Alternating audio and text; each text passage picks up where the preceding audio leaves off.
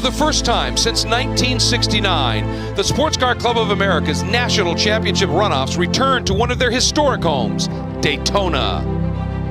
Welcome to the 52nd SCCA Runoffs presented by Garmin Verb at Daytona International Speedway, brought to you by Mazda.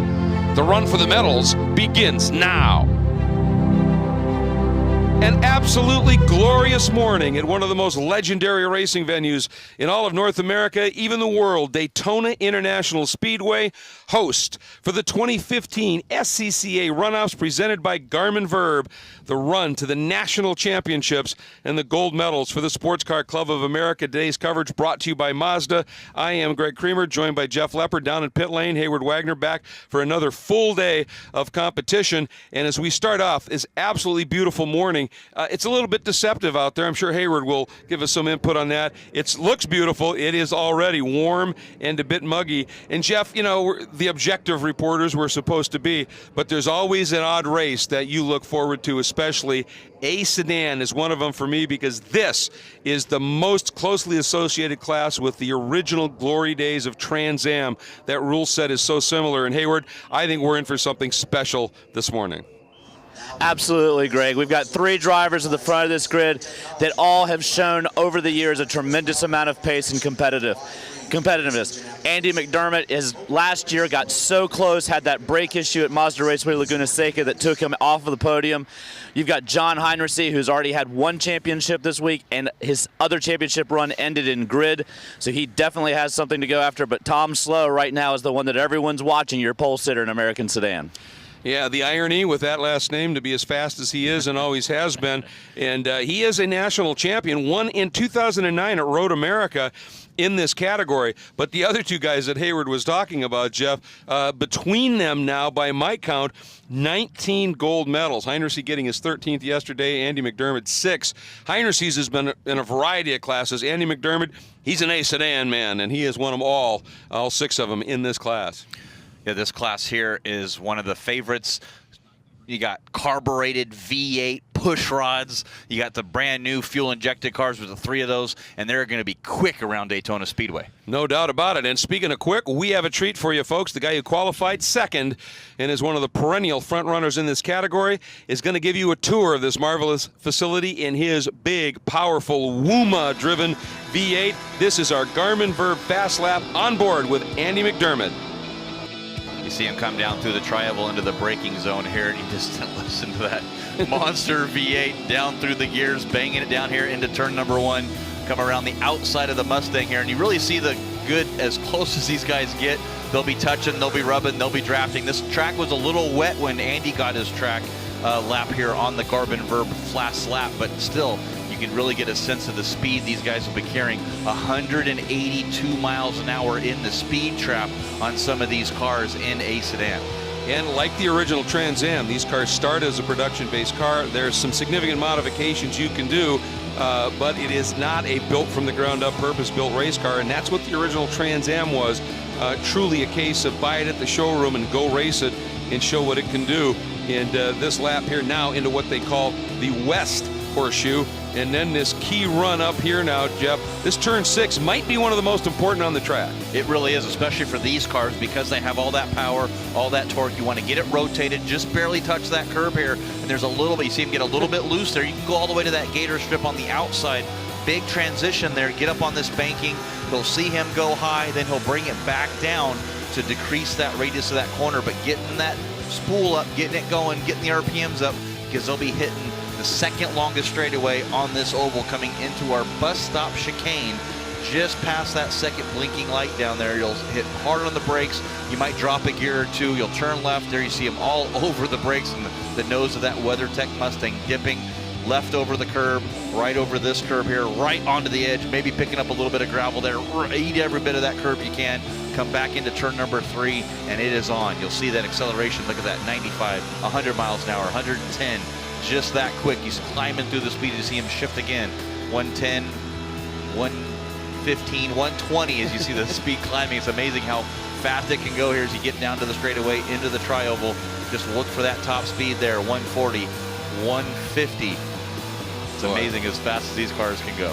Absolutely, and as you can see, no traction control. That's these in the cars, rain. yeah, 150. no traction control. These cars have a lot of power, under-tired, and no traction control, no driver aids. This is one of those classes where, one, the ability for car control is paramount, and the ability for being able to manage tires on these cars is massive, because it's so easy to just overdrive and spin them up and burn them off the car. So it is an exercise in conservation in some ways while dealing with some monster grunt.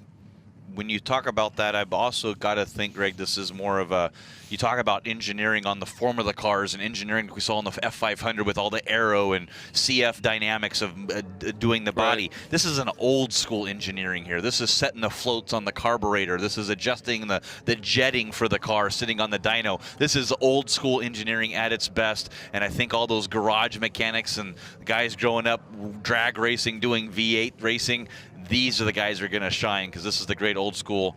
Here, as we see, John Heinrichsey, I believe, is stuck on pre-grid, not moving. That was our third place in line car. You see that blue IROC right there parked on the right side. I'm not sure if we have a problem with your third place starter, John Heinrichsey. Oh, let's hope not. I mean, he got that national championship, his 13th in the B-Spec class, but in GT1, he had a problem and a gearbox broke on the move to the pace lap, and for him to have something like that happen again would be absolutely criminal. Here the front row comes out, though. Tom Slow in that yellow Mustang, that Ford Mustang GT, the Hutter race engines, and Hoosier entry, and then Andy McDermott in his WeatherTech Lane Automotive machine. And there is the 55 of Heinrichsey just sitting. I cannot imagine what is going through his head right now. Maybe Hayward's got an update. Now, Heinrichsey is able to get moving. The question now, Hayward, is can he take that third grid position, or does he have to fall into the back of the pack? Guys, I don't know the answer to that. I will find out as quickly as I can. A couple of cars to keep an eye on here are the Aquilente sisters, Beth and Amy Aquilente. That family gets a lot of attention in racing, but a lot of times for Joe Aquilente, father of Andrew, the Phoenix Racing Team. This is Tom's family, which runs on a much more shoestring budget. Let's keep an eye on those two drivers and their third driver, who you just referenced, John Heinrichsey. Yeah, very good point. Amy and Beth out there. And again, you talk about Andrew Aquilani and his level of success, but there are a couple of other guys that we're going to be paying very close attention to in other classes, and one of them is Kurt Rezzitano, who runs with this group, and all part of that extended Aquilani family. But as Hayward mentioned, a couple of different levels of program there. By the way, we're getting a report now from SCCA that Heinrichsey will have to stay at the back. If you do not make the roll off of the grid, you start at the back of the field. And so it's sure going to be fun watching him come up through this pack. Yeah, it's going to be hard if he wants to try to get his 14th championship. Yep. This is his last chance here this weekend. The GT1 car, like you mentioned, broke the clutch as he started leaving the grid where he was just stuck in this car. He's got to come through a long line of fast cars, 21 cars, if he's going to want to make the first and get his 14th championship. He won it in B-Spec yesterday, clinching his 13th national championship. Not sure even if that car is having a problem or what's wrong. We'll wait for Hayward Wagner to update us on that, but it's going to be fun, like you said, watching him come through the field. But Tom Slow, Andy McDermott, you may come through the field. Those would be two guys who would be really hard to get around. Oh, without a doubt. And I mean, those two, but let's not forget Ed Hosney, also a former gold medalist here, winning it in 2012 at Road America in this category. So, I mean, some of the guys that are up front are not just going to open the door and let him slide through. You've got Phil Smith, number 54, qualified fourth. He is a bronze medal winner, 2009 at Road America. And as you can see, the grid scrolling across the top. I do think, though, that especially now with Heinrichsey at the back, watching him come up, but watching Tom Slow and Andy McDermott, a lot of eyes are going to be on that and see how this one unfolds. We know there's not a lot of love lost between Tom Slow and John Heinrichsey. Well, now they're split on the track, but Andy McDermott has always been a thorn in those guys' sides as well. So this could end up into a real fierce battle, which means that Phil Smith and Ed Hosney, Dan Richardson, and Amy Aquilani, great run to 7th that she put in, they're not out of medal contention by any stretch. Not at all. And of course, with these cars, that old school engineering, pushrod V8s, some fuel injected cars, I believe the Cadillac CTS-V, the newer style Camaro are both fuel injected.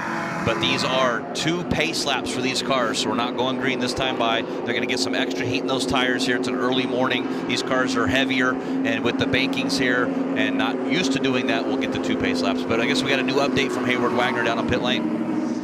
Guys, I just talked to John Heinrich's crew, the Aqualenti team. Either they missed the whistle. At 1 minute, SCCA rule is that you must be ready to go. At 1 minute, John Heinrich's driver's door was still open. By rule, the grid held him to the back. The car was not ready to go at the 1 minute. No mechanical issues, but a very motivated, to say it lightly, John Heinrich at the back of that grid. Wow, that's interesting. I mean, the good news there is that there's no mechanical issue with the car, but very un-Phoenix-like to have that kind of a little lapse, obviously, and it's cost John dearly. But you can see him way at the back there. He's giving himself lots of room. You know he's building heat in those tires. And you talked about this second pace lap. It isn't necessarily so much a concern about tire heat. It's pressure in these tires because the loads in the banking, they wanted to give these guys every opportunity before they come whistling down in to the infield and up onto that banking for the first time to have the tires up to proper pressure.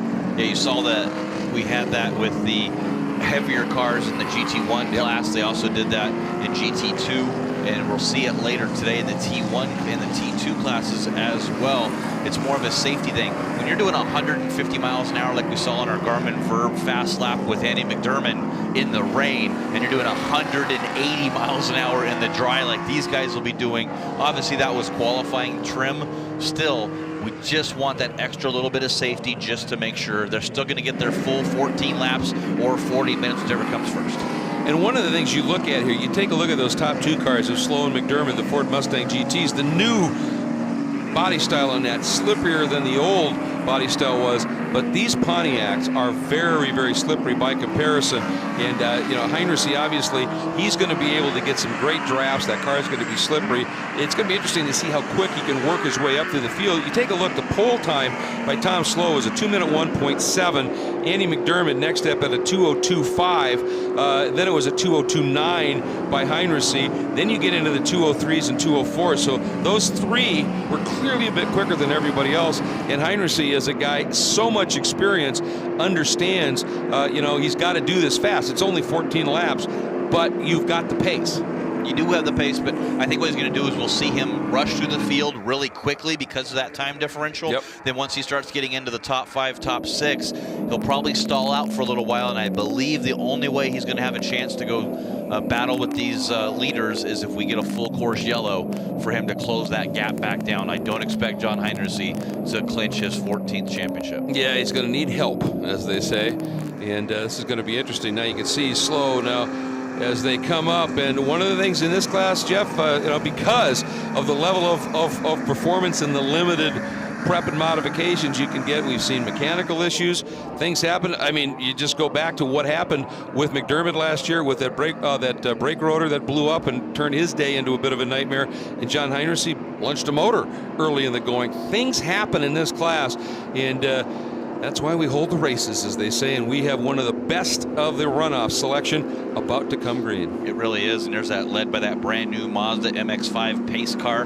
the global MX-5 Cup that we'll see compete at next year. Thank you so much for Mazda, of course, our live coverage here brought to you by Mazda. Thank you so much to Mobil 1, Sunoco as well, all making the runoffs happen and part of that, so we can't thank all the sponsors here enough.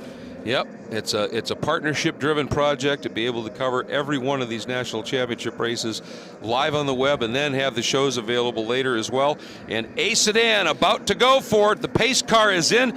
Tom Slow in the yellow car. McDermott alongside, and the green flag flies.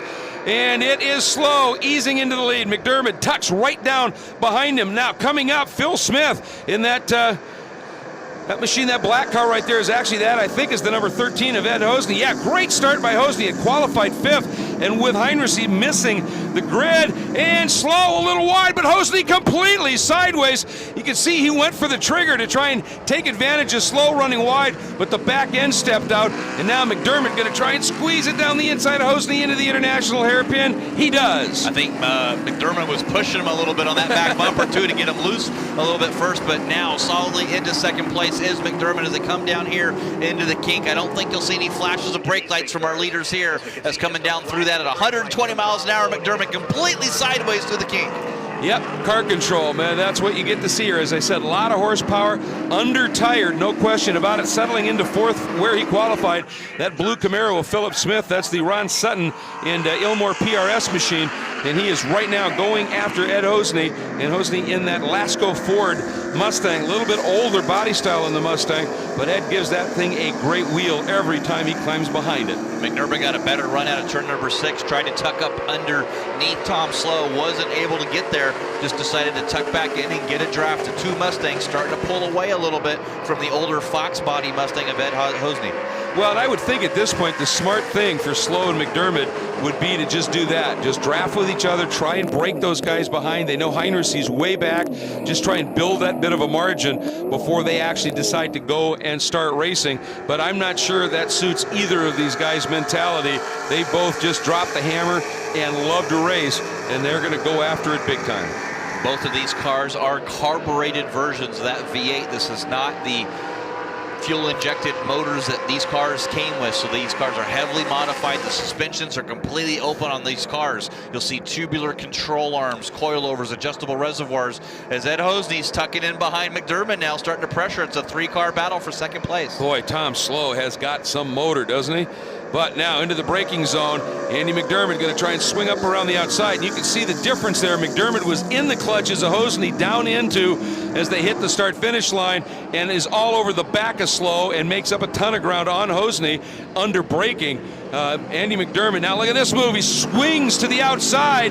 And they both lock up big time. Now the over-under by McDermott goes to the throttle a bit sooner. Ooh, a little touch right there. And Slow comes right back at him and says, all right, you want to play that? Now look at McDermott going, let's not do that. I was a little quicker. Let's just draft and go. I'm not sure that Tom Slow, that mentality and that little bit of a rub may have just got that fiery temperament of Tom Slow lit. He sure did. Up to 11th place was John Heinrich on that very first lap from 22nd. So doubled his, really moved up double what he started at to get up to 11th. We'll keep an eye on that, but it is Tom Slow back to second, Andy McDermott in first, and you saw him wave to him saying, let's go, let's go, let's go. And he is significantly faster. He pulls about a 5-car length lead over Tom Slow. Well, there's not a whole lot you can do in terms of aero tweaking on these cars, but clearly Tom Slow's car is set up as much as you can for the speed on the banking, and McDermott is much more effective in the braking zones and in the infield. It sure looks like it. We'll see if Tom Slow can close in a little bit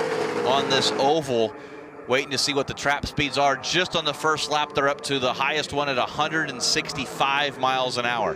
And ooh, big loose moment by Slow turning into the bus stop. Hosney had to check up the back end of that black number 13, got all sideways as well. And here comes Phillip Smith. He's around Hosney, and he is going to try and drop down and take that second spot away from Tom Slow. And Slow just got into the bus stop too hot. He sure did. I think Ed Hosney sort of followed him a little bit, wondering what was going on there and had to check up. But how about now Andy McDermott pulling away? He's not even in the frame anymore of our second and third place cars. And by the way, we just got a report that Heinrich in the 55 and the 20 of Jim Wheeler in the Willwood and KC Raceware Pontiac Trans Am machine had a little bit of a bump, in the turn 5 area. So Heinrich he's got to show some aggression to come up through the pack. But Tom Slow right now must be just fuming. Here it is, Jeff. Yeah, see what happens as he does. You see the rear brakes lock up. He gets a little bit too slow, and I think Hosney had to, just like you said, check up a little bit there. Ended up getting loose, not sure if he was going to come back in front of him. Both those cars doing a great driving job to not tangle each other up. And Phil Smith, opportunistic, jumping on the opportunity, and just ramped around both and jumps into second. And he's now been able to open up just a little bit of a margin on Tom Slow. And I think that may be one of the issues when you set your car up for outright speed at this facility. If you get caught up, make a mistake like that, drop back behind a couple of guys, you can be in for kind of a long day because you've got to be able to draft, but then you don't have anybody to draft with once you get into second to try and run down McDermott. As we pick up now, John Heinrich and Jeff up into 8th right now. And I mean, he's a ways back, but it's not that far adrift at this stage. And as you said, any kind of a caution, he's in this game. Was number 50 of Amy Aquilante. He got in front of her. He might even be up to 6th place right now. She was running 6th before.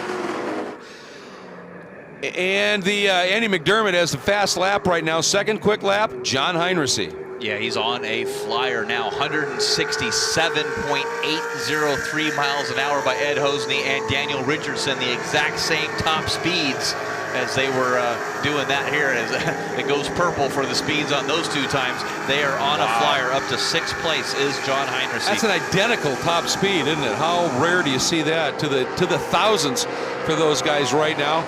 Heinrichsey and Tom Ellis, who I'm trying to find where he's sitting here. Phillip Smith, excuse me, also into the 167. So that's some wicked quick speeds that we're seeing right now. Good battle here.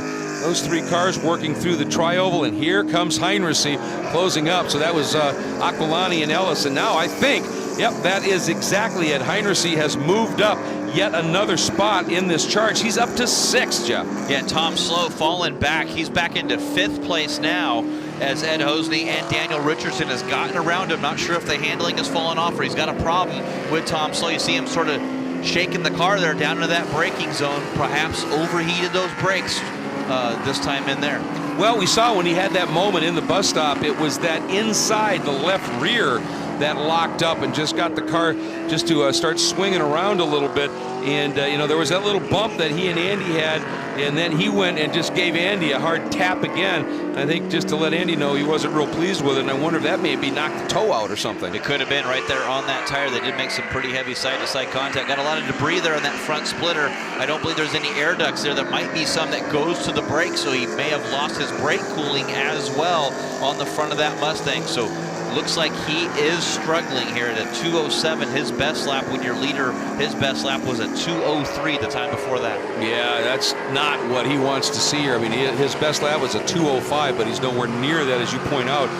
And a car that was so fast previously, he's, you know, his top speed's down as well. He turned to 164, essentially, 164 miles an hour. He hasn't been able to get into the 160 mile an hour range. And John Heinrichsey coming in again, slow, cannot get that car turned. And here comes John Heinrichsey. And these 2 guys, I called a race between these 2 at Heartland Park, Topeka. That was an absolute slam fest. But I think Slow realizes he's got a wounded machine of some sort. We don't know exactly what. And Heinrichsey able to just easily drive by. Yeah, he just put the pedal down through the bus stop and just pulled right around the outside. Here's the contact you see again. Just a little side to side here coming off. A nice little touch there. And you see that's just the one I'm worried about. Just right there. He did it right off to the front. Might have hit the... Looks like it was just the front bumper, but yeah, you never know. You just barely lick those tires, and like we said, the suspension's open on these cars. They're running a lot of aluminum control arms, trying to make this as light as possible. You get one slight little touch. You can even bang a curb too hard, and you bend something or get something out of whack, and it'll wreck your whole day. Yeah, and I'm watching that that car slows right now, and it's very twitchy under braking, so I wonder if he doesn't have a bias problem of some sort that he just can't sort out, seeing those rears lock up. And if something broke in the bias adjuster and it's now full rear, you know, that gives you a long day of racing at this stage. I mean, look what Andy McDermott had to deal with when he had a brake rotor go. You know, when you're carrying speeds at 167 miles an hour, slowing down, pretty important. Yeah, very important. You want, I think that's the most reliable thing that you want to have on your car is your braking system next to your engine to get you to accelerate. And you see, I just saw Tom Slow back behind John Heinrichsey, completely sideways through the West Horseshoe. That car, the handling has come off, and braking problems for your pole sitter, unfortunately. Fastest man, fastest race lap is your leader, however, Andy McDermott, that 2:02.922. There he is on your screen into the bus stop. Not another car in sight. The gap last time by was 6.4 seconds. Yeah, and here's the interesting stat. The gap all the way to Heinrichsey in 5th, considering where Heinrichsey started, only 12 seconds, 1st to 5th at this stage. So obviously not that bad a drive, but that's a long amount of ground to make up, especially when the guy you're chasing is actually setting quicker laps than you and setting race fast laps.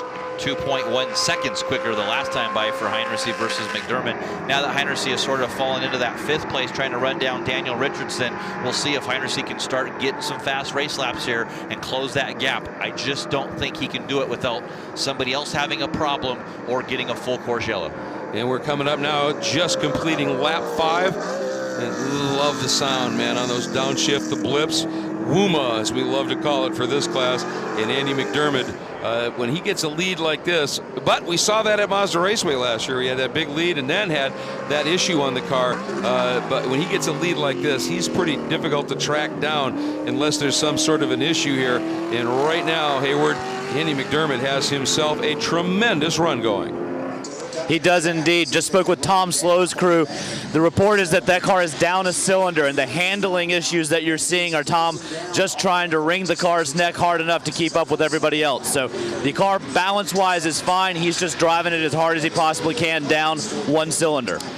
Wow, Jeff, that makes for a very long day when you are running on 7 cylinders and everybody else is out there on healthy V8s. That's a tough race. And Tom just doing an amazing job when you consider it. You're down a cylinder. And again, like you said, just throwing this thing around. Yeah, you do what you can. You try to go into the braking zone as deep as possible. You try to get the mid-corner, carry as much corner speed as you can because you don't have that power to pull you off and you lose your top-end speed. So seeing him go through the bus stop just as fast as he can to try to minimize the losses down one cylinder, sitting only on 7. And we'll see if that gets worse throughout this race. And heartbreaking for your pole sitter, Tom Slow. Yeah, absolutely. That's the number 8 of Bill Botten coming up hard astern right now, and he is was second in this class at the 2014 runoffs last year. So Botten, a medalist, trying to figure out a way to move up as well. Here's a good battle for second. Phillip Smith now has been reeled back in by Ed Hosney, and of course these guys.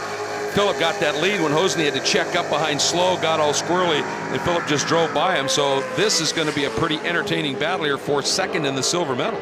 It really is, and Phillip Smith pitted right next to us in our garage area, and I saw them have the heads off that car a little bit earlier in the weekend, doing some prep work on that, getting it ready for this race. So it looks like that got that tuned up, but Ed Hosney getting a good draft from the back of that Camaro coming down through the tri-oval as he comes across the stripe. Well, and it worked. He just got the fastest trap speed of the race thus far, 169.5 miles an hour, being towed by Phillip Smith, who's been consistently in the 168s. Bit of a moment there, and he gathered it up. Hosney not able to pounce. Yeah, Phillip Smith ran a little bit wide. Ed Hosney tried to take advantage of it, pulled down to the inside, got that car loose, and was not able to capitalize on that. But Phillip Smith running a little wide here, too, in the International Horseshoe. Oh, they touch, make some contact. Both cars spin. And Phillip Smith getting the worst of that deal. Boy. As Ed Hosney, I think Phillip Smith a little bit on his own, I got to say, unfortunately, because he was down to the inside, or way deep in that corner, started bringing it back to the inside. Ed Hosney saw the opening, went down to the inside, they made contact.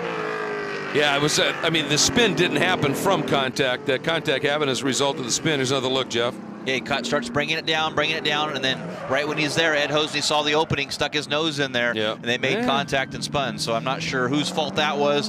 One of those racing incidents, if you ask me, but you got to give fault to both those guys there. Well, yeah, I mean, obviously Smith left an awfully big inviting window open there, and Hosney turned down underneath right as Smith then decided to cut toward the apex. So obviously we'll expect to hear that the stewards are investigating that one at this stage. Andy McDermott continues to build his lead up to 7.5 seconds right now, and a delayed Ed Hosney, so that is going to blow up a little bit more here the next time by. That was at the end of the last lap. And Phillip Smith is still sitting there in third, but John Heinrichsey now is closing quickly. And I think he may have already, yeah, he did. Heinrichsey has already cleared Dan Richardson. So John Heinrichsey is in fourth and is absolutely flying now. He's it's going to be third now as a result of that bit of a moment with Phil Smith. And wow, Heinrichsey, what a show he is putting on here. He really is, up to third place into a podium spot, and I was really hoping for that he does at least finish on the podium or get this championship so we can hear his take on what happened down there in pre-grid. And I'm sure John Heinrichsey, not one to hold anything back. He'll tell you the way it is. But now, can he run down Ed Hosney?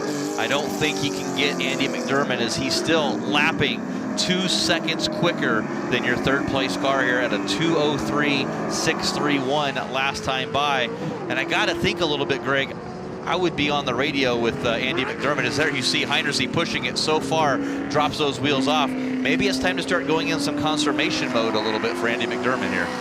Yeah, I mean, that's my thought too. But on the other hand, Andy, maybe his reply is, yeah, no, because Heinrichsey is coming.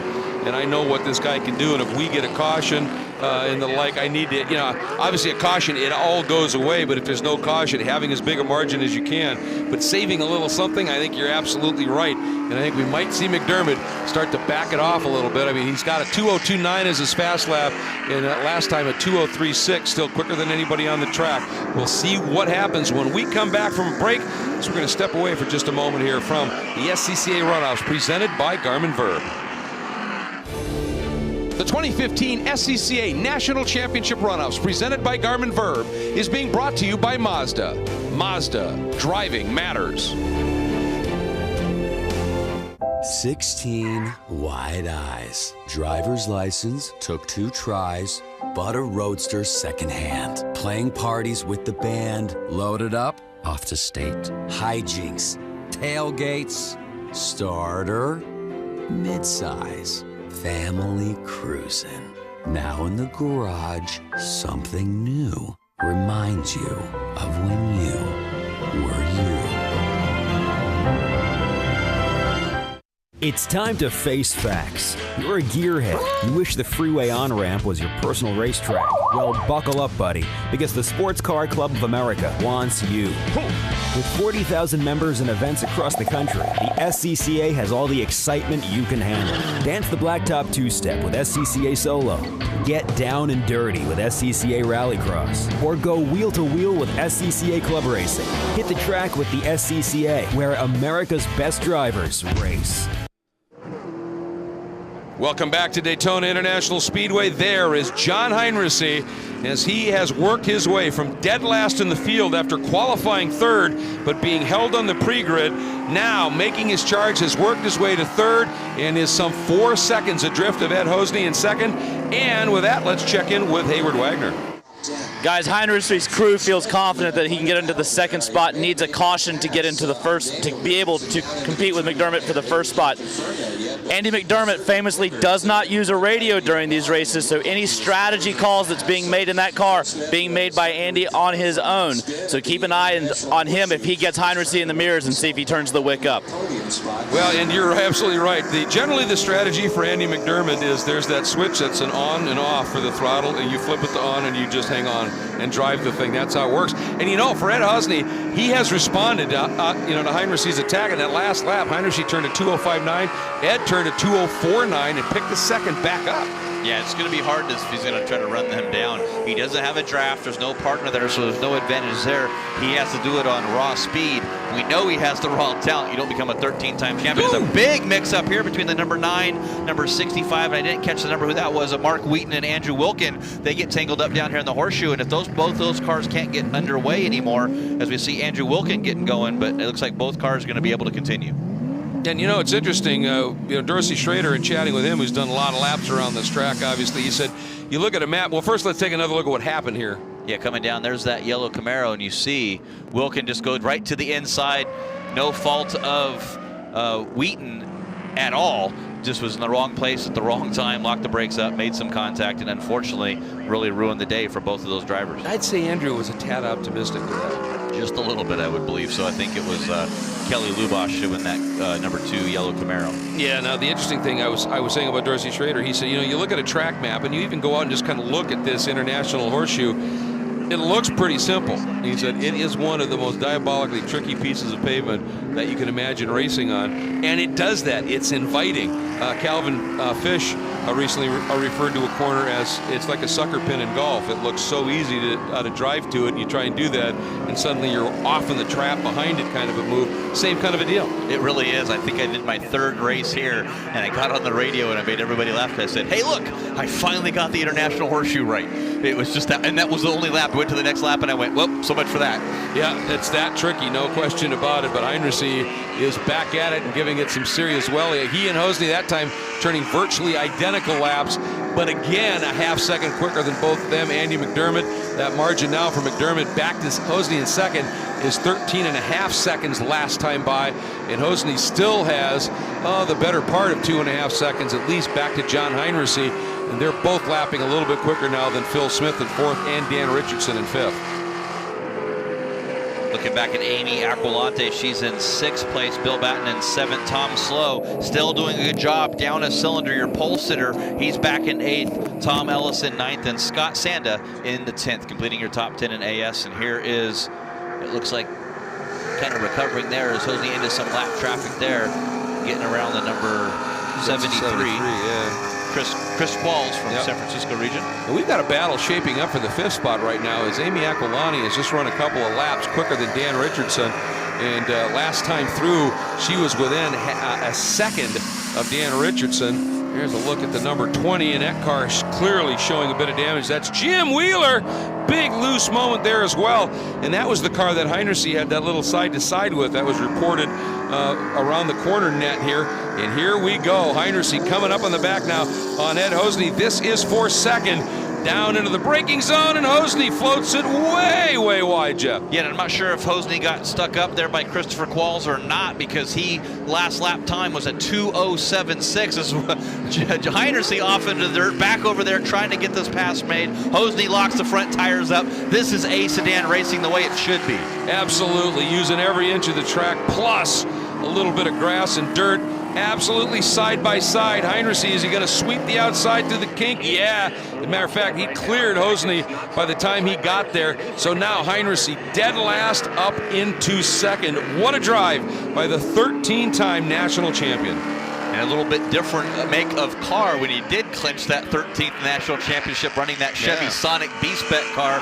Fastest race lap at a 2:29, and you're running a 2:03.821, which is his fastest race lap last time by. So 27 or so seconds quicker in this car than you are in your Chevy Sonic. It's a different kind of perspective there. Yeah, completely. And now we're going to see, I think, we'll see what Heinrichsey's margin is. It should be up around 18 to 19 seconds. That he's adrift right now of Andy McDermott as we get a little bit of a puff of smoke from the back of the number 51 of Tom Ellis. And Ellis up there into that top 10. But again, I think we're going to start seeing that Daniel Richardson, Amy Aquilani battle start to snug up again. She is within a half a second now that last time by in that battle. Watching here now down the back chute. There it is, just right there coming through the frame at the bottom. There goes Dan, and there was Amy. Now this, I think, is Bill Botten. Yeah, Yep, Bill that's Botten. the number 8 now. Chris Qualls still having some problems there. As there is that battle you talk about with Richardson and Amy Aquilante, there is the gap that you see amongst those two drivers now. She's lapping about a half second quicker than Daniel Richardson. The previous lap, though, they were separated by only 28 thousandths of a second in lap time. Phillip Smith right in front of this group, still in 4th, recovering from that early contact with Hosney. Yeah, so we may have a 3-car battle here for that 4th spot. And this battle is unfolding right now about 5 seconds. That make it 7 seconds behind Ed Hosney. And any issues for Hosney, and this one could become an interesting battle, perhaps yet for a medal. And that's why you never quit digging. You have to go after it all the time, especially in this class, because you never know what's going to happen. And you don't know, because Ed Hosney had contact with Phillip Smith, and we also had some side-to-side contact with John Heinrichsey and Jim Wheeler, so we never know what time penalties might be done post-race at all. So you could be 4th, you might even be 2nd after the time penalties. Got to get this done. And Amy looks really, really tidy and quick in the infield here. In 2013 and 2014, both years she finished 5th at the runoffs in this class. In 2013, she was the Northeast Division champion. And also she was the Eastern Conference champion last year in the Nationwide Majors Points Championship. So she's got some serious chops right now, and she's closing quickly now on the back of Richardson. Yeah, doing a good job. She saw that was a 4 or 5 car length lead through NASCAR 3 and 4. She's dropped out to 2 car lengths as they come down through the bus stop the last lap by. She was about 0.2 of a second quicker than Richardson is Phillip Smith, just trying to stay in front of this group there. As you see John Heinersey coming through the bus stop just at the bottom of your screen. Yeah, and Richardson was the Sedan Northeastern Conference champion this year in majors competition. And it's interesting, between he and Amy Aquilani, the last 4 years, they've had 5th place covered at the runoffs. You know, they'd like to, one of them would sure love to break that sky and be able to move up and finally get a medal around the neck here. And Amy is giving it everything she can here, but Richardson, boy, they look just so closely balanced right now. Yeah, it should just be a good run for her if she can get up into that 4th place. And when you're in a sedan, stuff happens quick. It's going to be white flag next time by for your leader, Andy McDermott. He's already crossed the stripe here, and this goes back to our battle for that 5th position. So when you're running 2-minute lap times here, the time flies. Absolutely, and I'll tell you, even for a race with that kind of a margin, 20 seconds now for McDermott back to Heinersey, this race has flown by because there's been great battles and tons of action everywhere else around the track, and watching one of the best little scraps unfolding right here. It looks like Richardson able to stretch that margin just a little bit up on the banking, but again in the infield, Amy just starts to eat into that margin big time. Yeah, she needs to pull ahead and stay ahead of him and get a big enough lead through that infield if she's going to want to stay in front of Richardson on that oval, because that was where that Camaro is faster than this Firebird. Right now they're running Phillip Smith, who's just in front of these two, is about 3 seconds adrift of Hosney, and Hosney sits in that final medal position in 3rd. But Amy getting a great run up and out of that west horseshoe, now trying to set up, trying to get Richardson to have to pinch it onto that turn. She's trying to square up and come underneath. She's got a good drive, but is it going to be enough? Not really sure. Richardson did a good job trying to defend to the inside, but we said that Richardson's got a little bit more motor than her, and you see that he starts to pull away a little bit there on the high bank. The longer way around, Amy, her best thing she could do, I believe, would be to pull right in behind him, try to catch that draft to make a late breaking move into the bus stop. There, she finally does that. Well, let's see, because if she's in the right spot, we know that car drafts well, but she's just not quite close enough, Jeff. Ooh, but Richardson, a big bit of rotation. He's just ripped the splitter off the front end of the car, and Amy now should be able to just easily come up and drive through. But you know what? Sometimes if you don't necessarily have the pace and position to make the move, you force them into an error, and that's exactly what she did, as McDermott has picked up the white flag. Last lap. Yeah, 1 lap to go for your overall leader in that WeatherTech Mustang down here into the International Horseshoe. Only has about 8 more corners to do and about 2 miles to make it done here as he gets down into that kink. See a little fire shooting out of the side of that Mustang when he shifts. I'm sure he's got a dog box in there, which is square cut gears in the transmission. You don't use the clutch to shift. You just match the revs and put it into gears and go on your way as you get some lap traffic there. That you hear, you have to do that. And the thing I love about Andy McDermott, you look at the helmet, other drivers, the big fancy paint scheme on the helmet, it's just white, man. He puts all his money into and absolutely into the car. We've got to change for 3rd, don't we? We sure do. Phillip Smith able to get around Hosney. And I just saw Amy Aquilante there. As it looks like there might have been a car stop down there in the International Horseshoe, but Phillip Smith up to that podium spot with 1 lap to go. Oh, wow. He just has driven a couple of great last laps. He just uncorked a 2:04.6. That's not far off of his fast lap, Jeff. No, not far off at all with only 1 lap to go. You might be on a rail there near the end, and I did not see Richardson or Aquilani behind this group. The gap last time by was only about 3 or 4 seconds, and I thought I saw some little, like you would say, argy-bargy there, and they're still battling here as they come down through the West Horseshoe. It looks like Richardson got back around her. Boy, and there it is. There's the pass. And Richardson, boy, even with that damage on the front end of that car, he's been able to find some speed somewhere. But now Amy really, she's got a problem, it looks like, in the right rear. Yeah, it looks like she's got a flat tire, unfortunately, in the right rear of her car.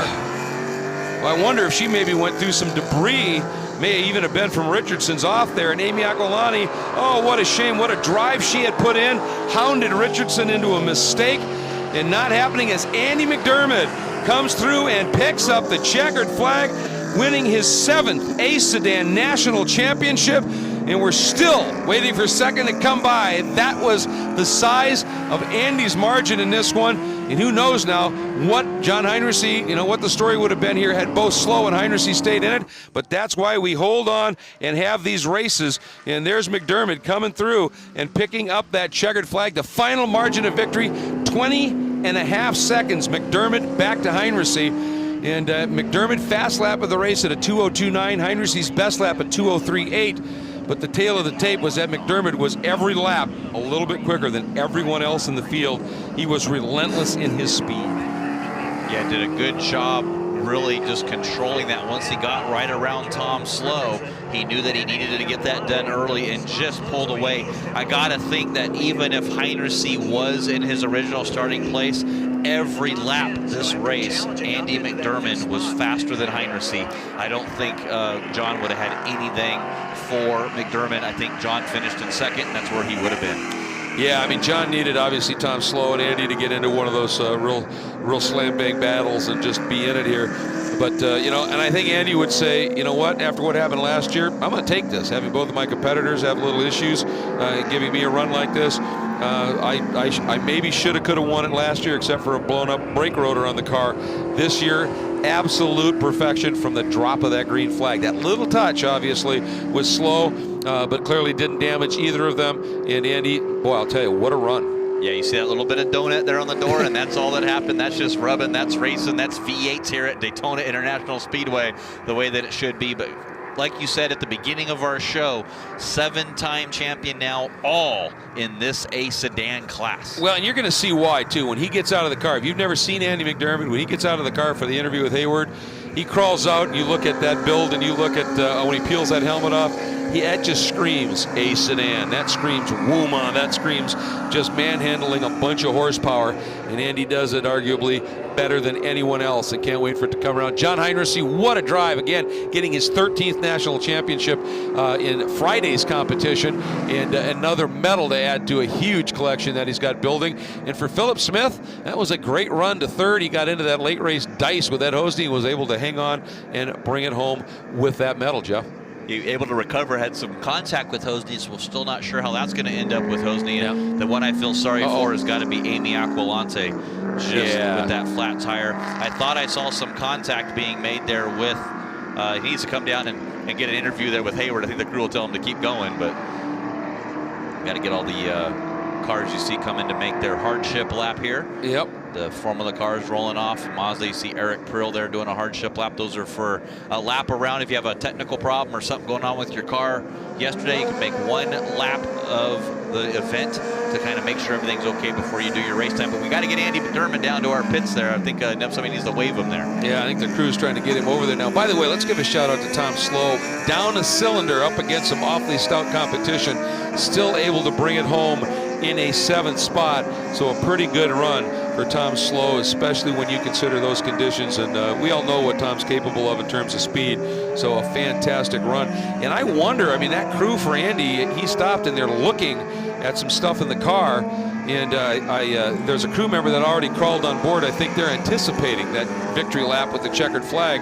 But we really need to get that car down here and get queued up for our interview. Same story with Heinrichsey and Phillip Smith. It's going to be interesting to hear from Heinrichsey, too, about that battle that he had up through the field, that little bit of a hit with the 20 Wheeler, and how all of that's playing out here. Yeah, I think that's what the crew is trying to do, is figure out where they can sit inside that car. John Heinrichsey himself stopped there on pit lane as well.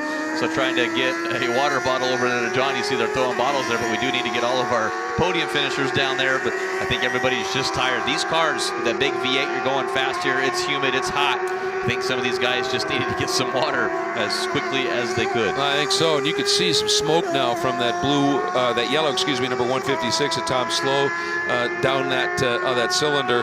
Boy, a bit of a traffic jam here down at the pit out area, and they're trying to get Andy into where he can actually do his interview here. And now he's able to pull in. There's Mr. McDermott, and he is one wiped out boy. Hayward? Andy McDermott, last year we had a conversation at the end of the runoffs that was a very unhappy Andy McDermott. How happy is this Andy McDermott? It's a little redemption, I think. The WeatherTech Mustang ran me like a champ. I got to thank Felice Engines. Sorry, I'm a little mixed up right now, man. That was a little bit more than usual. So. Well, the first couple of laps of the race, you and Tom had a pretty good little battle going. They got into the bus stop and had a problem behind you. Did you see anything unfold there? Did you realize that you had been able to get a gap from someone else's error? Well, I saw Tom go long in the bus stop. I didn't know what happened. I got in on the inside of him in turn 2. 3, whatever it is, and that went pretty well. A little rubbing, but nothing serious. I think, that's racing. But car ran awesome. We got down to the bus stop. Seemed like we had the advantage, so with Pro Systems brakes came through, Carbotech pads, holy crap, are those things awesome, as you noticed. Now, you may not know this yet, but according to Jeff Lepper, you turned the fastest lap of the race every lap of the race. A truly dominant performance. You get one more lap than with the checkered flag. Congratulations to you. We're going to go enjoy that. Thanks, everybody. Andy McDermott. All right, let's see if we can find John Heinrichsey. I see the car is right over here. So Jordan and I are going to walk over here to Heinrichsey, getting a water. John, yesterday we talked about your 13th national championship and lucky number 13. This wasn't the kind of luck you were looking for, was it? Wasn't the luck at the beginning there. We got caught turning the camera on. They gave us the 3 to go, and he jumped in to turn the cameras on, and they do a quick 3, and boom, they sent everybody while he was turning the cameras on. Now, I know that you are here, number one, to have fun at the runoffs. Is there anything that can be more fun than driving from the back to the front of an Sedan field? It's a lot of fun. It's a lot of fun. I'd rather be on behind Andy, making him look in his mirrors, but it was a lot of fun. Well, a great drive for you. Definitely one that folks are going to talk about for a long time. I need to find Phillip Smith, who I believe is up in front of Andy McDermott, so we'll take a walk up there. We've got a little bit of a traffic jam here on pit lane. Not surprising here at the end of the American Sedan race, a little bit of a heated scene. And let's see if we can find Phillip Smith. Phillip Smith, congratulations to you on a 3rd place finish here in American Sedan. We're just gonna move everything here. What an amazing... So, Phillip, it looked like the Fox Body Mustang in front of you had some legs on the straightaway, but you just kept chipping away and chipping away. Exactly. Car's set up really good for a long run. The Hoosier R tires are unbelievable. They came in. It was the hardest racing you can imagine. Car was set up great. I think Ed had a little transmission problem. He kind of got into me at the International Horseshoe, spun me around, but I used my old school parking lot snow drifting experience to get the thing spun around, and only lost a couple of spaces and just kept hammering on the 54 Camaro, PRS Racing, Ilmore, Phil Harper, awesome. Ron Sutton, great job, everyone. Thanks for all the hard work. Dennis, crew, family, for letting me do this great stuff in the club. Now, I just talked to 2 guys on the podium with you who have about a baker's dozen championships each. They're calm, cool, and collective. You're fired up. This is a big deal, isn't it? Podium, first podium here. I've been doing this for 10 years, just chipping away, getting better, learning this stuff before I age out and get too old and can't do it anymore. Well, congratulations to you on a fantastic 3rd place finish here at the runoffs. Thank you. Thank you so much. Thanks, everyone. Take care, guys. Wow, what a race, and I love that enthusiasm there for that medalist. That's fantastic. And here's just a stat to throw at you here. That was John Heinrichsey's 17th medal that he's earned at the runoffs. I mean, the man is a machine, isn't he? It's just unbelievable. Who knows? He probably would have had an 18th had he not had that clutch problem in the GT1 car. But, folks, you could see how hot everybody is. Andy McDermott absolutely dripping out there.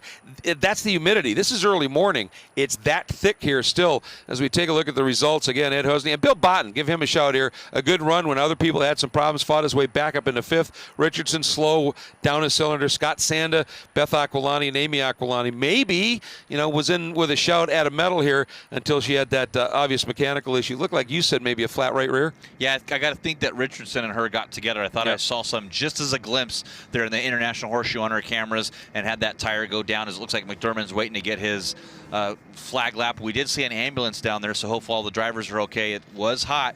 Possibly got a little overheated, and just great to see the safety crews attending to that right away. But yeah, I think Andy's just probably waiting for those hardship laps to complete, so he can get going as quick as he can and have some fun. Because he wants to have some fun on this lap. Absolutely. Just fantastic racing, as we always see in a Sedan, and it all started with some excitement at the start. Pole sitter Tom Slow in the front, but Ed Hosney getting a jump. Everybody running a little wide. A little bit of a tap there as Hosney tried to come up with it. This bit of contact, Jeff, and that really, we thought it was going to take Phillip Smith out of the medals, and he was able to come back. An overly optimistic move there. Yeah, you saw that down to the inside when he locked the brakes up. There's Richardson ripping that front bumper off that. And you'll see Amy Aquilani get around him and I think we'll see what happened a little bit later or hear about it, I'm sure, but able to get the 10th place. And there is your 7-time national winner, Andy McDermott, getting the win. Absolutely fantastic, and he is queuing up to go out and enjoy his lap of honor for the 7th time, as you point out. What a race we had. Congratulations now to our medalist, Andy McDermott with the win, John Heinrichsey, his 17th runoff medal total, and Phillip Smith absolutely delighted here, of course, with that 3rd place finish. And Andy McDermott, I think he's just sitting there. I think we might see something kind of fun when he decides to launch this thing. He's got a long time to rebuild that gearbox and tranny and diff in the back. And you know those Hoosier tires will last okay. They're not a problem there. He doesn't matter burning those off. They just got to get all the safety vehicles clear, make sure we get all the cars that are wounded around this track off and cleared as quick as we can. So we'll see Andy McDermott. He'll be able to celebrate his 7th time. Yep, absolutely fantastic. A Sedan in the books here at this 52nd running of SCCA's National Championship Runoffs, presented by Garmin Verb. Hope you enjoyed our coverage today, presented by Mazda. Again, for Hayward Wagner down at pit lane, a great job. Jeff Lepper, always a pleasure, my friend. I'm Greg Creamer. Thanks for joining us for A Sedan here at the 2015 SCCA National Championship Runoffs, presented by Garmin Verb. The 2015 SCCA National Championship Runoffs, presented by Garmin Verb, is being brought to you by Mazda. Mazda, driving matters. 16 wide eyes. Driver's license, took 2 tries, bought a Roadster secondhand. Playing parties with the band, loaded up, off to state. Hijinks, tailgates, starter, midsize, family cruising. Now in the garage, something new reminds you of when you were you. It's time to face facts. You're a gearhead. You wish the freeway on-ramp was your personal racetrack. Well, buckle up, buddy, because the Sports Car Club of America wants you. With 40,000 members and events across the country, the SCCA has all the excitement you can handle. Dance the blacktop two-step with SCCA Solo. Get down and dirty with SCCA Rallycross. Or go wheel-to-wheel with SCCA Club Racing. Hit the track with the SCCA, where America's best drivers race.